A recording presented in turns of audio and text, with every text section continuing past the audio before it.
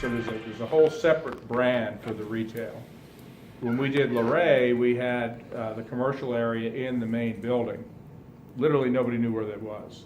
So is someone separately working on the brand for Fifth and Woodside already? No. They're not, because we really need to drive the residential Okay. and then see what the need is. Okay. You know Now, what since Freeway does? since we started the project, West Village has just exploded. I mean, it is now a happening place. I mean, it's got probably the best farm-to-table restaurant in the city. It was a James Beard nominated recently. Yeah, it's incredible. Yeah. So you've got that, you guys, every single shop that was boarded up for the last 10 years has now been bought and is being redone. So it's gonna become a bigger and bigger spot. Mhm. So we don't really know what the retail need is going to be, but we'll figure that out as we go. And I can tell you, there's no need for retail while you're redeveloping the mill.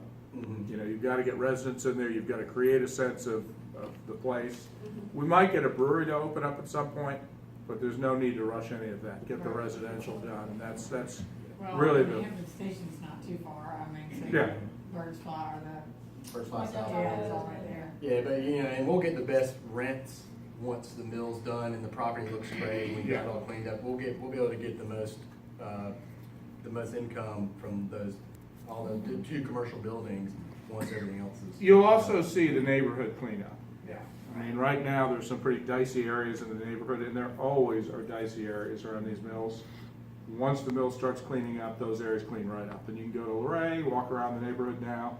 You could not have done that when we started. Right. So it's an absolute, you know, you see people build these big fences around these mills, and it's because when they start, there's a reason to put a big fence around it. But when you finish, the neighborhoods really do clean up. People invest in them, and they bring the houses up. Right.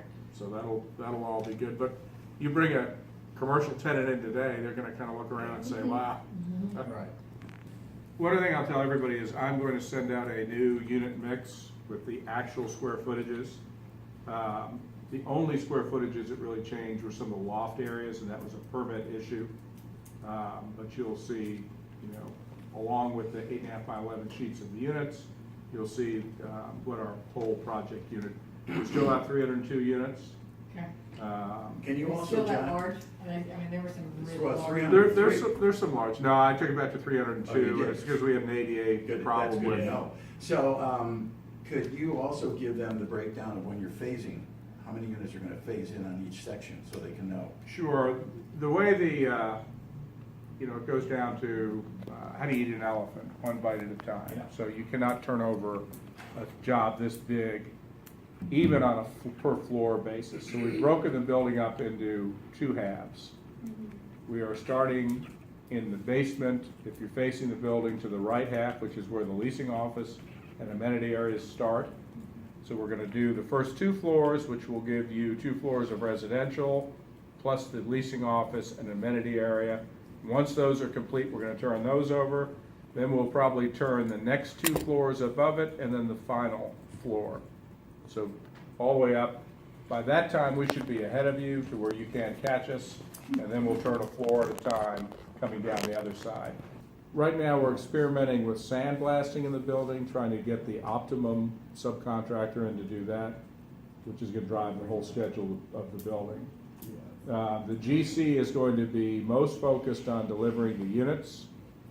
Jim Tumanella on our team, on behalf of the owner, will be pushing the amenity area.